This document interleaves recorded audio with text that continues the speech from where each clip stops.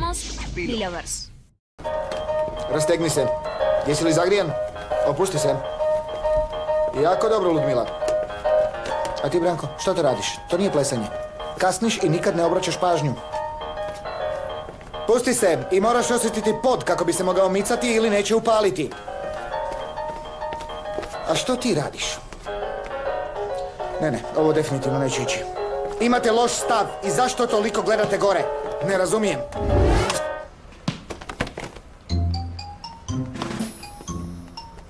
Nije loše. Ali ako je poanta projekta zajedno smo jači, barem budite koordinirani. To se odnosi na tebe.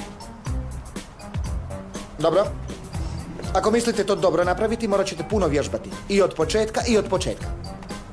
Odlazim. Grigorije? Ne diraj me. Oprosti. Hvala vam, zbilja ste nam pomogli s koreografijom. U početku vaša koreografija bila je apsolutno ništa. Ali polako je prestala biti apsolutno ništa i postala koreografija. Rekla sam vam, čim budemo gotovi.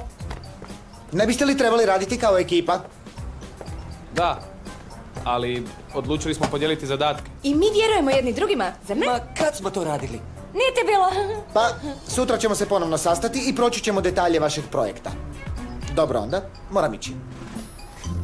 Bu. I što mislite?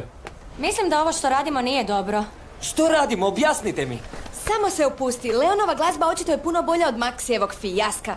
I sa Gregorijevom koreografijom je odlično. A moji tekstovi su puno bolji. Imam ih zapisane. Da. O mom ormariću. Idemo? Da. Stići ću vas kasnije.